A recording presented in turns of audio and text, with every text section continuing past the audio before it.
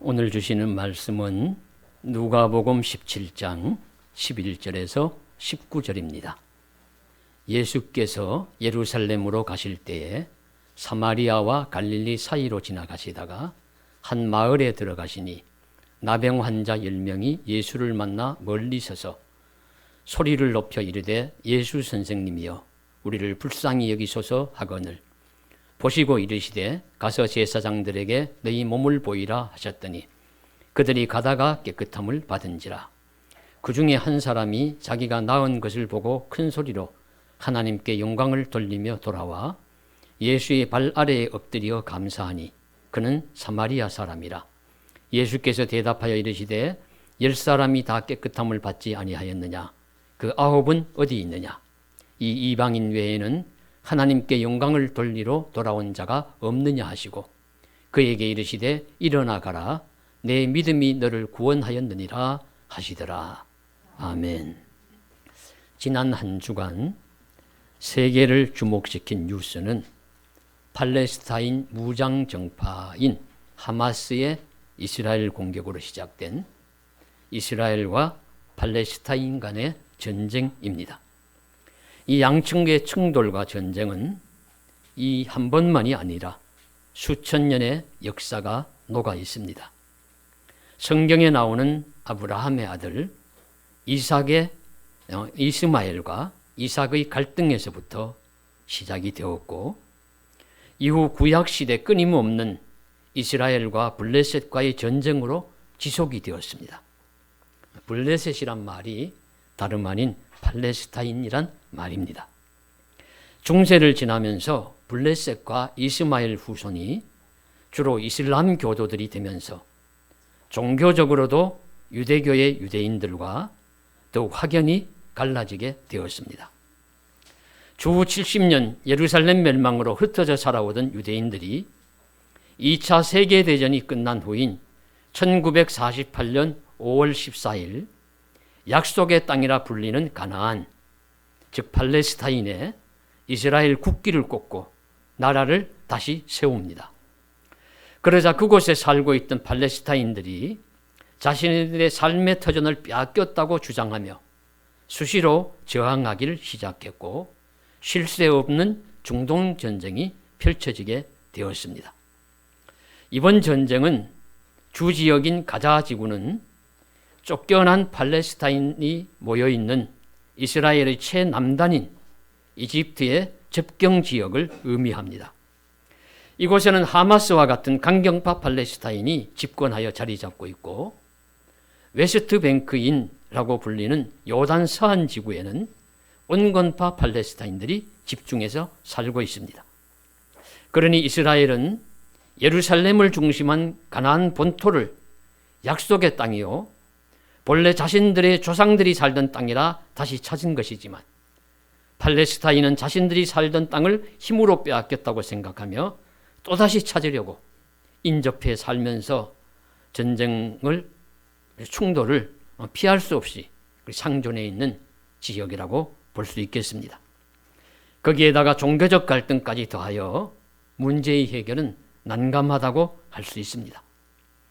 이 중동의 갈등과 전쟁은 온 세계에 퍼져 있는 유대인들의 영향력이 지대하고 반대로 그에 못지않은 팔레스타인을 지지하는 이슬람교 국가나 세력 또한 그렇게 만만하지가 않습니다. 미국의 지도층에 많은 유대인들이 자리 잡고 있음은 주지의 사실이고 또한 팔레스타인을 지지하는 이슬람 중심 국가들은 산유국들이 많으니 전쟁으로 인한 세계 경제에 미칠 파동 또한 간단하지 않습니다. 세계가 촉각을 곤두세우고 있죠. 전쟁을 일으키고 많은 민간인들을 살상한 당사자들은 지탄받고 응징받아야 마땅합니다. 그러나 전쟁을 바라보는 우리는 피가 피를 부르는 복수의 화살을 멈추기를 기도해야 하고 그들에게 평화가 오기를 간구해야 합니다. 다만 지진과 홍수와 같은 자연재해로 말미암아 고통을 받는 이 지구촌에 인간 스스로 자해하는 것과 같은 전쟁이 또 지속되는 그런 곳이니 이 지구촌은 바람 잘 날 없는 별이 아닐 수가 없습니다. 그 속에서 우리는 살아가고 있습니다. 이런 속에서 우리는 어떻게 살아야 할까요? 걱정과 염려, 두려움을 피할 수가 없기도 합니다. 그러나 그 안에서 우리는 걱정과 염려, 두려움 속에서만 사는 것이 아니라 감사하는 삶을 살아야 한다고 믿습니다. 염려를 기도로 바꾸어 사는 것이, 즉 감사하는 삶이 우리의 해답입니다. 대립과 전쟁의 당사자들도 모든 일에 감사하는 마음이 있으면 전쟁을 피하게 될 것이고 싸움도 그치게 될 것입니다. 우리는 한 해의 추수감사주의를 맞으면서 한편으로는 재앙으로 피해를 당하는 사람들을 위로하고 또 전쟁의 종식을 위해서 기도하는 마음을 가지면서 다른 한편으로 그래도 오늘 우리는 감사하는 삶을 잃지 말아야 한다 하는 이 당위성을 깨닫고자 합니다. 오늘 말씀은 감사에 대한 대표적인 본문 말씀의 하나입니다. 누가는 다른 복음서 기자들이 전하지 않는 특별한 이야기를 하나 하고 있는데요. 예수님께서 제자들과 함께 예루살렘으로 올라가시던 중에 사마리아와 갈릴리 그 중간 경계 지역을 지나가게 되었다고 합니다. 그러시다가 한 마을로 들어갔습니다. 그런데 이 예수님의 일행을 본 사람들이 있었습니다. 그 사람들은 10명의 나병 환자, 옛날 말로 하면 10명의 문둥이들이었습니다. 그들이 예수님의 일행을 보고 예수님이 거기 계신 것을 보고는 소리를 지릅니다. 예수 선생님이여 우리를 불쌍히 여기소서. 예수 선생님이여 우리를 불쌍히 여기소서. 소리를 질러요. 가까이 다가와서 예수님 날 고쳐주십시오 하면 더 좋을 터인데 왜 그들은 멀리 있어서 소리를 질렀을까요? 그것은 나병으로 판명이 되면은 건강한 사람들, 성한 사람들과 함께 살아갈 수가 없습니다. 나병으로 판명된 자는 구약 성경 레위기 13장에 의하면은 제사장이 그들에게 나병 환자 된 자에게 당신은 나병이요 하면은 자기가 나병의 표시를 해야 돼요. 머리를 정돈했던 것을 풀어 헤치고 윗입술을 가리고 나는 부정한 자다, 나는 부정한 자다 소리를 지르면서 얼른 옷을 찢고 동네 밖으로, 진 밖으로 나가야 합니다. 만일에 그렇지 않다가 들키면 이제 돌에 맞아 죽어도 할 말이 없는 그런 법이 있습니다. 그러니 오늘 말씀의 나병 환자들도 아마 동네 밖에 모여 살던 사람들이었다고 보여집니다. 그들이 예수의 소문을 듣고 예수 앞에만 가면 예수께서 원하시기만 하면 어떤 병도 나을 수 있다는 소문을 듣고는 멀리 있어서 예수님 일행에 가까이 다가오진 못하고 멀리 있어서 소리를 지르는 것입니다. 예수 선생님이여 우리를 불쌍히 여기소서. 얼마나 간절한 음성이고 부르짖음이었겠습니까? 말씀드린 바와 같이 나병이라는 병은 하늘이 준 병으로 여겨졌어요. 또 고침받지 못하는 병으로 여겨집니다. 그래서 치명적인 병입니다. 그런데다가 이 나병은 이 살점이 떨어져 나가죠. 살점이 떨어져 나가고 그 결절이 되고 또 그렇게 하니까 모양이 흉합니다. 혐오감이 있습니다. 또 전염된다는 소문도 있어서 사람들이 또 그 함께하기를 꺼려합니다. 그래서 격리되어야 합니다. 나병으로 당하는 고통, 그 질병의 아픔의 고통을 넘어서서 격리되어야 하고 혐오감을 받아서 소외되어야 하고 그런 2중, 3중, 4중의 질병이 나병입니다. 거기다가 고칠 희망, 소망도 없습니다. 그러니까 얼마나 이 나병에 대해서 걸린 사람은 낫기를 원할까요? 빨리 나아서 내 가족과 형제들과 함께 살아가야지. 나도 다른 사람들과 같이 마음껏 자유롭게 살아가려면 이 병이 나아야 되는데 그런데 이 병을 나을 수 있는 유일한 희망이라고 보여질 수 있는 예수께서 지나가신다는 소식을 들으니 멀리 있어서라도 그들은 소리를 지릅니다. 얼마나 간절한 부르짖음이었을까요? 일그러진 몸과 상처난 마음으로 부르는 그들의 음성은 매우 간절하여서 또 멀리서서 부르짖으니까 목소리도 컸을 것입니다. 차라리 통곡일 수도 있고 거대한 항변일 수도 있습니다. 다행히 예수님께서는 그들의 음성을 들으셨습니다. 그리고 말씀하셨습니다. 가서 제사장들에게 너희 몸을 보이라. 제사장들은 그 병을 고치지는 못하지만 그 병인지 아닌지를 판별하는 자들이었습니다. 그러니 공식적인 판별자들에게 가서 너희 몸을 보여라. 그 말씀 속에는 희망을 주신 것이죠. 나을 수도 있다 하는 희망을 주신 것입니다. 그래서 이 환자들은, 나병 환자들은 예수님의 말씀에 순종해서 제사장에게로 갑니다. 가는데 다행히 가는 도중에 치유의 은혜를 입습니다. 그저 성경엔 나오지 않지만 짐작해 보면, 가다가 보면 갑자기 몸에 뜨거움이 일어나거나 아니면 환처에 시원함이 나타나거나, 이상하다, 내 몸에 어떤 반응이 일어나 몸을 둘러보니까 병이 나은 거예요. 얼마나 기쁘고 감사하겠습니까? 기뻐 펄쩍펄쩍 뛰었을 것입니다. 우리는 이 말씀을 읽으면서 그들의 기쁨을 인정을 합니다. 그런데 그 10사람이 병이 다 나았는데 그 중에 한 사람만이 하나님께 영광을 큰 소리로 돌리고 다시 가던 발걸음을 돌려서 예수에게로 돌아와서 그 앞에 무릎을 꿇고 예수님 앞에 감사하다는 표현을 합니다. 이 사실에 고개가 갸웃해집니다. 어떻게 한 명만이 왔을까? 왜 한 명만이 다시 돌아와서 예수님의 발 아래 엎드려 감사를 드릴까? 예수님 감사합니다. 제가 말씀을 듣고 가던 중에 병이 나았습니다. 참으로 감사합니다. 코가 땅에 닿도록 절하며 이렇게 말하는 사람은 한 사람 사마리아인이었습니다. 그래서 예수님께서 10사람이 다 낫지 않았느냐? 나머지 9은 어디 있느냐? 이렇게 말씀하시면서 일어나 가라. 내 믿음이 너를 구원하였으니 평안히 가라. 말씀하십니다. 이것이 10명의 나병 환자 치유 사건 이야기의 전모입니다. 10사람 중에 돌아와서 감사한 사람이 한 사람이었기에 오늘 말씀의 제목을 10% 감사라고 하였습니다. 감사의 질이 10%가 아니라 감사의 비율이 10%입니다. 10사람 중에 한 명이니까요. 씨 뿌리는 비유에서 옥토에 씨앗이 떨어져서 열매를 맺을 확률 비율은 25%입니다. 4분의 1. 돌밭, 길가, 가시덤불, 가시덤불, 그리고 옥토. 4분의 1이죠. 네 중에 하나니까. 25%라고 할 수 있는데 오늘 말씀에 동일한 치유의 은혜를 입어도 하나님께 영광을 돌리며 감사하는 사람은 10사람 중에 한 사람이니 10% 감사입니다. 사실은 거꾸로 되어야 맞을 것 같아요.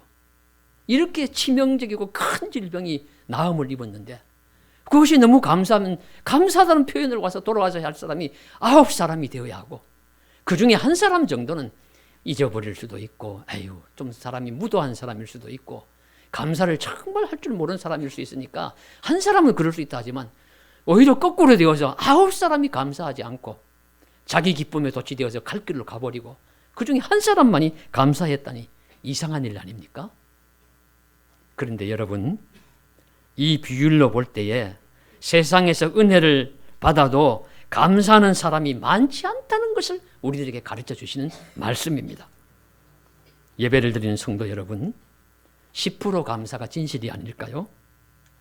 오늘 말씀처럼 이 세상은 감사한 은혜를 입어도 10사람 중에 한 사람 정도만이 감사할 것입니다. 우리는 이 한 사람의 감사에 집중하며 돌아와 감사한 이 한 사람처럼 감사하는 자의 대열에 들리기를 간절히 소원합니다. 그러면 오늘 돌아와서 감사한 한 사람, 이 사마리아인은 왜 감사했을까요? 그것도 몰라? 병이 나았으니까 감사하지. 맞는 말씀인데요. 그러면 다른 사람 9은 병이 안 나았습니까? 다 병이 나았다고 은혜를 입었다고 감사하는 것이 아니라 은혜를 아는 사람이 감사하는 것입니다. 은혜를 입은 사람이 감사하는 것이 아니라 은혜를 아는 사람, 은혜를 잊지 않고 은혜를 아는 사람이 감사하다는 사실을 오늘 말씀 속에서 우리들에게 가르쳐 주시고 있습니다. 사실 병이 나은 사람들은 한 일이 별로 없어요. 성도 여러분, 저와 여러분께서도 한두 번 병이 든 적이 있고 치료를 받아서 본 경험이 있으실 것입니다. 대부분의 치료 행위는 쉽지가 않습니다. 약을 먹어야 하고 몸을 조절해야 하고 주사를 맞아야 하고 때로 수술을 해야 되면 살을 찢어야 하고 바늘로 꿰매야 하고 상처를 건드려서 아프고 괴로움이 동반이 됩니다. 거기에다가 치료비라는 많은 돈, 재정도 들어갑니다. 그런데 오늘 나은 나병 환자들은 뭘 했습니까? 많은 일을 하지 않았어요. 멀리 서서 소리를 질렀을 뿐입니다. 예수님이 가서 몸을 보이라 하니까 갔을 뿐입니다. 많은 치료 행위에 비하면 간단한 일이고 수월한 일이었습니다. 내가 한 일이 별로 없어요. 그럼에도 무섭고 치명적인 소외되는 이 질병이 나았습니다. 당연히 감사할 일이 아닙니까? 은혜가 크니까. 예수의 은혜, 하나님의 은혜가 큰 것입니다. 최소한의 투자 비용으로 최대한의 효과를 누린 경제 효과도 같습니다. 그런데 나머지 9은 90%는 병이 나은 자기 즐거움에 도취한 나머지 예수님의 은혜는 까맣게 잊고 다른 어디론가 가버렸고 사마리아인 한 명만이 나의 병 나음이 예수님의 은혜요 하나님의 은혜입니다 라고 돌아와서 감사를 드린 것입니다. 무엇이 진실입니까? 감사할 수 있는 것은 감사를 받은 사람이 아니라 은혜를 받은 사람이 아니라 은혜를 아는 사람이 감사할 수 있다는 그 진리를 우리들에게 보여주시고 있습니다. 은혜를 아는 사람이 감사합니다. 은혜를 은혜인 줄 아는 사람이 감사합니다. 지난 주간에 10월 5일이 우리 교회가 속한 경기노회가 열려서 목사님, 장로님들이 모여서 이제 회의를 하는, 회무를 처리를 하는 날이었습니다. 그럼 노회가 모이면은 이제 회의를 하기 전에 예배를 먼저 드리는데 이제 주로 노회 임원들이 순서를 맡아서 하는데 노회장이 설교를 하지요. 그래서 이 노회장이 이제 1년 임기여서 끝나는 이번이 회기여서 설교를 하는데 이런 이야기를 하는 것을 들었어요. 제가 이제 그분이 노회장이 코로나 시기가 작년 이맘때쯤 노회장이 돼서 끝나는 시점에 노회장이 되니까 코로나 기간에 모든 일들을 미루어 놓았던 교회들이 행사를 많이 해서 그곳마다 다니느라고 제가 무척 바쁘고 힘들었습니다. 그런데 그 일들을 무사하게 잘 치러내온 것이 감사합니다. 그런데 다니다가 보니까 어떤 목사님이 나에게 묻습니다. 목사님은 코로나 안 걸리셨습니까? 그렇게 묻더래요. 그래서 자기가 나는 코로나 안 걸렸습니다. 그러니까 그분이 하는 말이 아이고 목사님은 사람도 아니구만요. 다른 사람 그렇게 많이 코로나 걸렸는데 코로나도 어떻게 안 걸렸습니까? 그러더래요. 그래서 나는 코로나도 안 걸리고 다행히 그래서 무사히 교회 일, 노예 일 잘 할 수 있었다고 감사하다고 그렇게 이제 말씀하는 것을 들었어요. 들으면서 제가 속으로 나도 안 걸렸는데 이렇게 이제 이야기를 생각이 들었습니다. 그러면서 드리고자 하는 말씀은 무엇이냐면 코로나 걸리고 안 걸리고 보다도 또 그것에서 나았다면 또 감사한 일이 아닙니까? 또 저것이 또 안 걸렸다면 그분처럼 안 걸렸다면 이 안 걸린다는 사실에 감사해 본 일이 있는가? 감사 잘 하지 않았거든요. 그러고 보니까 저도 10%에 감사하는 사람이 들어간 게 아니라 90% 감사 못하는 사람이 들어간 거예요. 10% 감사가 맞습니다. 사람은 10% 정도밖에 감사할 줄 모릅니다. 우리가 벌써 잊어가지만 이 코로나 상황이 얼마나 심각했는지를 기억해 보십시오. 제가 이런저런 일들이 일어나면 적는 노트가 있는데 노트를 어떤 일을 적어 놓았는가 한번 이렇게 보니까 그때 코로나 시기에 적었던 일 중에 기독 공부에 이광재 필리핀 선교사가 제보한 이런 기사를 하나 적어 놓았습니다.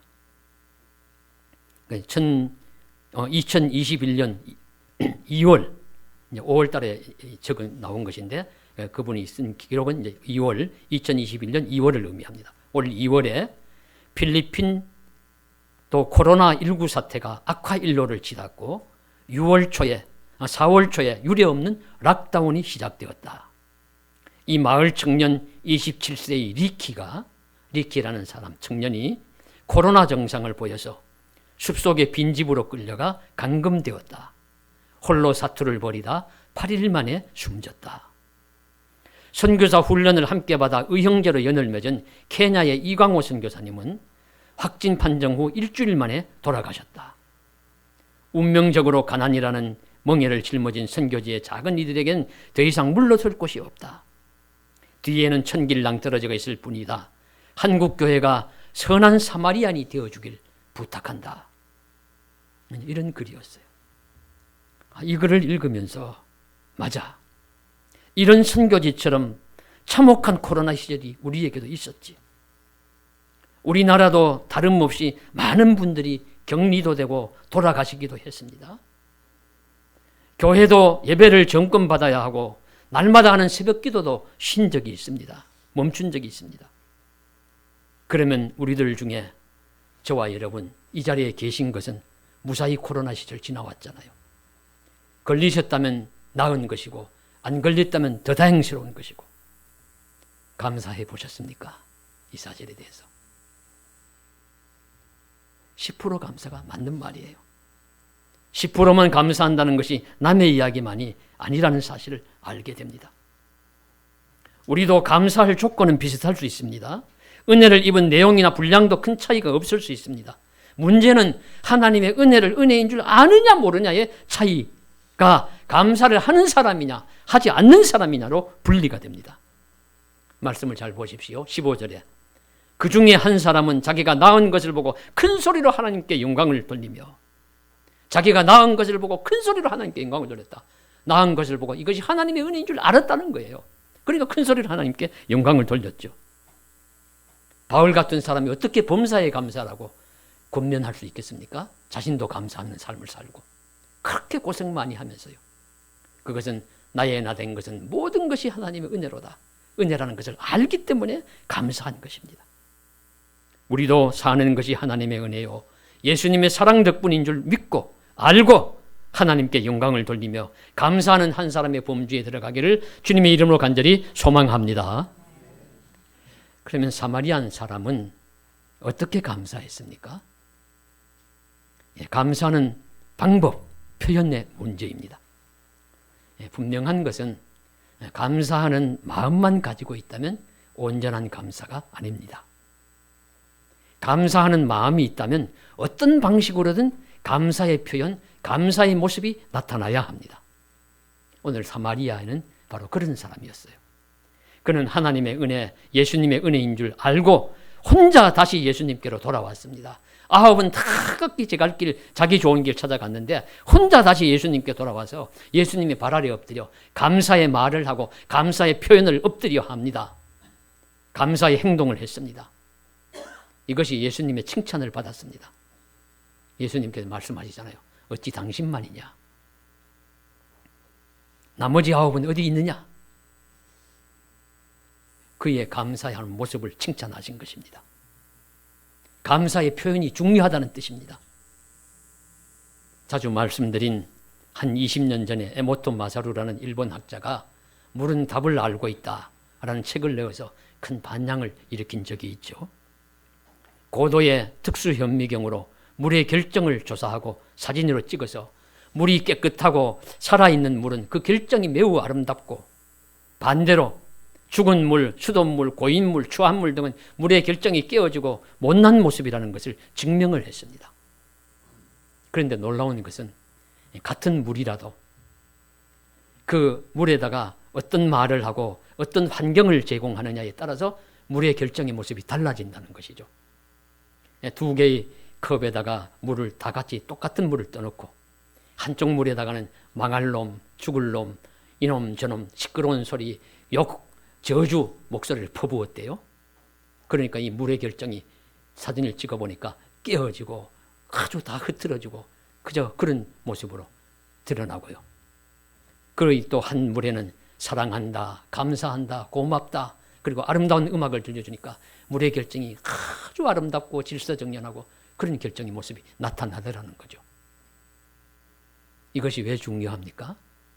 우리 사람이 물로 되어진 존재예요. 사람은 어릴 때 수정란일 때는 99%가 물이라고 하고요. 장년 어른이 되었을 때는, 성년이 되었을 때는 70%가 물이고, 그리고 노년이 되어 돌아가실 때가 되면 50%가 물이라고 합니다. 사람은 물로 태어나서 물로 살아갑니다. 그런데 이 물로 살아가는 이 물에 과연 어떤 것이 부딪히느냐, 어떤 환경을 제공하느냐, 이것이 중요하죠. 좋은 말, 감사한 말, 사랑의 말, 그런 것들이 그것이 부딪히면 내 몸이 그렇게 반응을 하는 것입니다. 물의 결정이 아름답은 것처럼 건강해진다는 거예요. 질서정연해지고 아주 정연해진다. 그러면 내 쪽에서 나가는 에너지도, 내가 하는 반응도 선한 것, 아름답고 복된 것들이 나아갑니다. 선순환이 일어납니다. 감사할 일이 있으면 말이든 무엇이든지 표현을 해야 선순환이 되는 것입니다. 그러니 나는 마음으로는 감사 많아, 난 속으로 감사 많이 하고 있어 라고 한다면 감사하지 않는 것보다는 낫지만 효과는 적습니다. 물에게도 아름다운 말, 사랑의 표현, 감사의 모습을 보여주어야 물의 결정이 아름다워지는데, 만물의 영장이고 수만 가지로 다 나타날 수 있는 오묘한 감정과 의식을 가진 사람에게 감사와 사랑의 표현 없이 속으로만 감사하고 있어 내심 감사만 해, 별 효과가 없다는 겁니다. 그러면 우리 사람이 표현할 수 있는 좋은 표현은 무엇일까요? 두 가지 표현을 들면 사랑과 감사인데, 그러면 사랑한다는 말을 많이 해야 할까요? 감사한다는 말을 많이 해야 할까요? 그냥 이 책에 의하면은 이렇게 분석을 합니다. 물 분자가 무엇이냐? H2O지요. 그럼 H는 감사에 해당하는 그런 분자고, 그리고 O, 산소는 사랑에 해당하는 분자라는 거예요.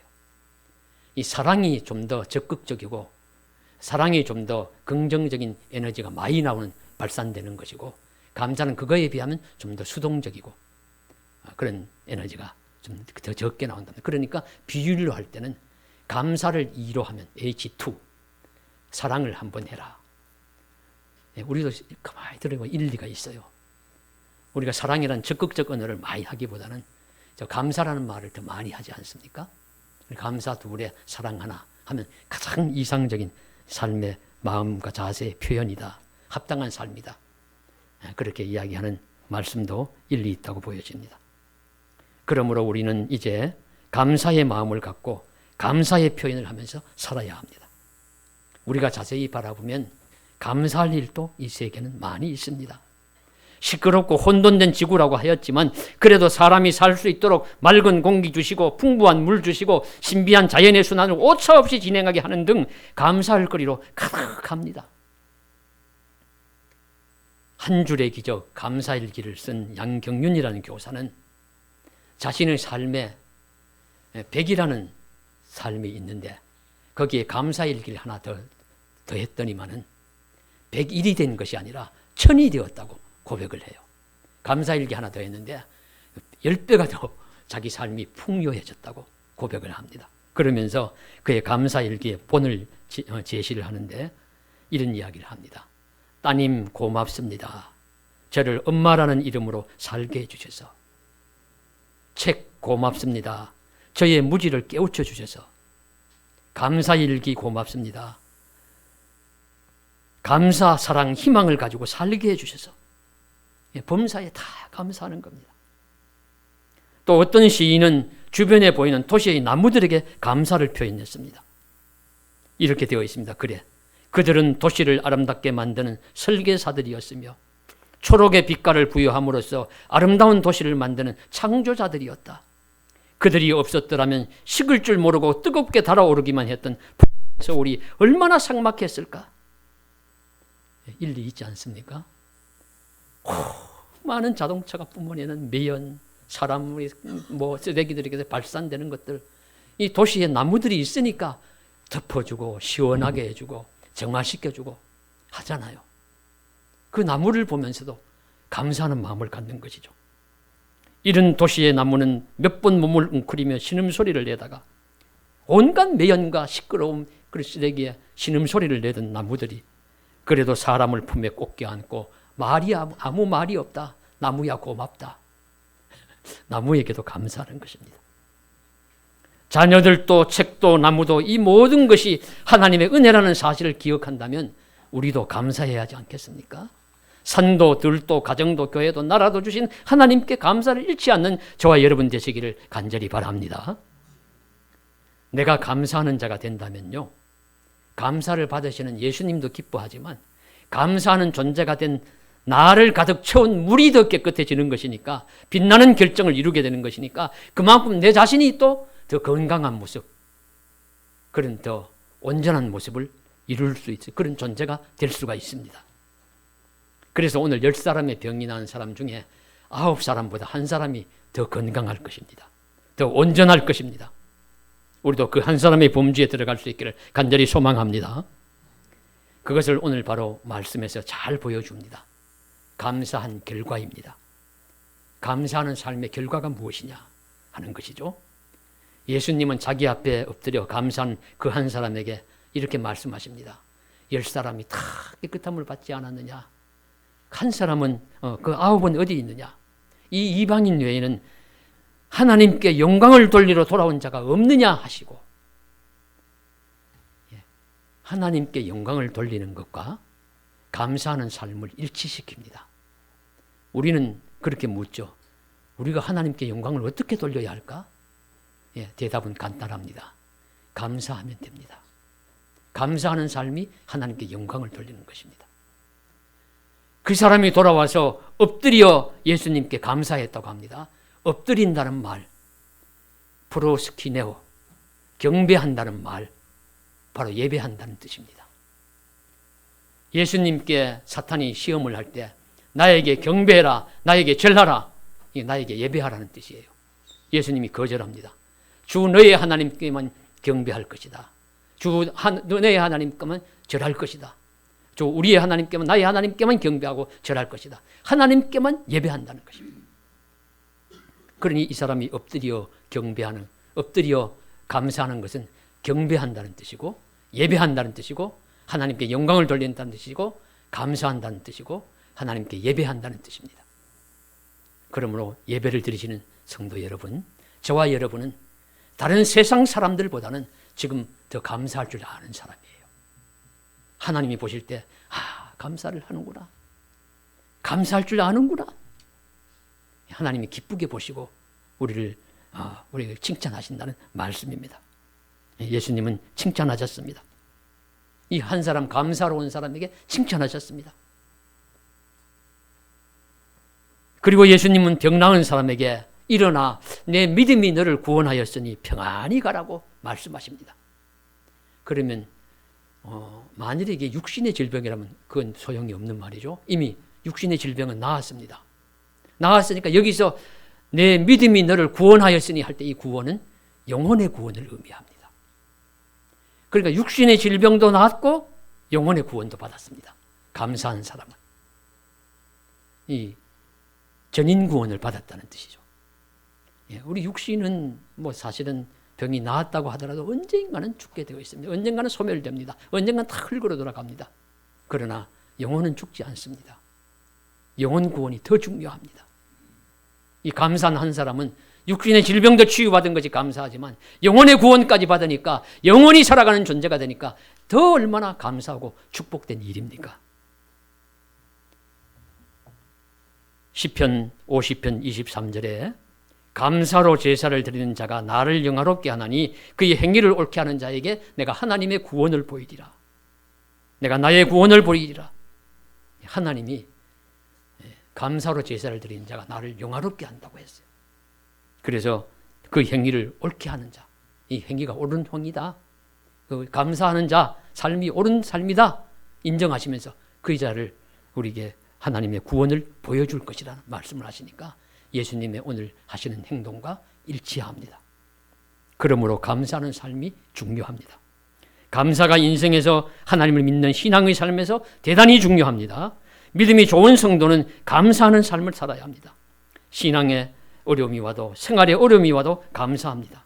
여러 가지 상황을 당하지만 그래도 감사합니다. 그래서 오늘 예배한 우리 학생 여러분, 함께 오셨지만 여러분 부모님께 감사하세요. 선생님께 감사하세요. 아유, 우리 막 고개를 막 흔들면서 수긍을 합니다.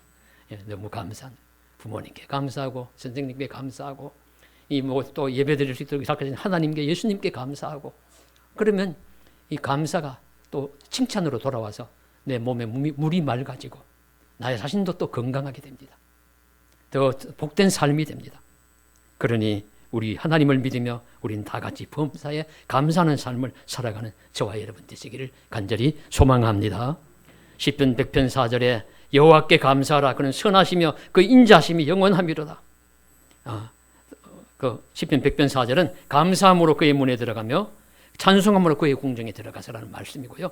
시편 곳곳에 나오는 말씀이 여호와께 감사하라. 그는 선하시며 그의 인자하심이 영원하미로다 하는 말씀입니다. 인자신 하나님께, 선하신 하나님께 감사하는 삶을 살아 하나님께 영광을 돌리고 우리는 영과 육이 구원의 은혜를 누리는 복된 길을 주님의 이름으로 잘 걸어갈 수 있기를 주님의 이름으로 간절히 축원합니다. 기도드리겠습니다. 사랑하는 하나님 아버지, 은혜를 아는 사람이 되어서 감사하는 사람이 되게 하여 주옵소서. 감사를 잘 표현함으로 하나님께 영광을 돌리는 자가 되게 하여 주시옵소서. 그러므로 예수님의 칭찬을 받아서 또 우리 육신의 구원뿐만 아니라 영적 구원까지 누리는 복된 사람이 되게 하여 주시옵소서. 예수님 이름으로 간절히 기도드리옵나이다. 아멘.